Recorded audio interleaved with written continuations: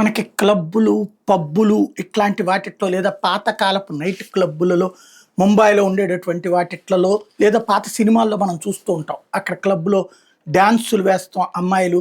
అలా డాన్సులు వేసిన వాళ్ళ మీదకి ఈ నోట్లు వెదజల్లడం అన్నటువంటిది. దాని ఆధారంగానే కదా 'బావలు సయ్య' లాంటి పాటలు కూడా తీసింది.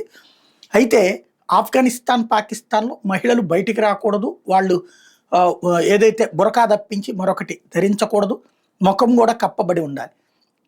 అలాంటి చోట్లన ఇప్పుడు వినోదం ఎలా అంటే మగపిల్లలే యుక్త వయసుకొచ్చినటువంటి తమ సామాజిక వర్గానికి సంబంధించినటువంటి అబ్బాయిలనే ఇలాగ వాడుతున్నారు. వాళ్ళతో డాన్సులు వేయించి వాళ్ళ మీదన ఇట్లా డబ్బులు వెదజల్లుతున్నటువంటి సంఘటనలు.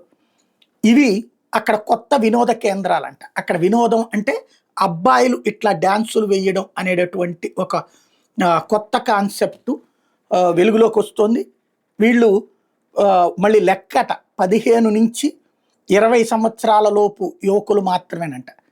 వాళ్ళు మాత్రమే ఈ డాన్సులు వేయాలట. వాళ్ళకి ఇట్లాగ డబ్బులు వెదజల్లుతా సంతోషం పంచుతారట.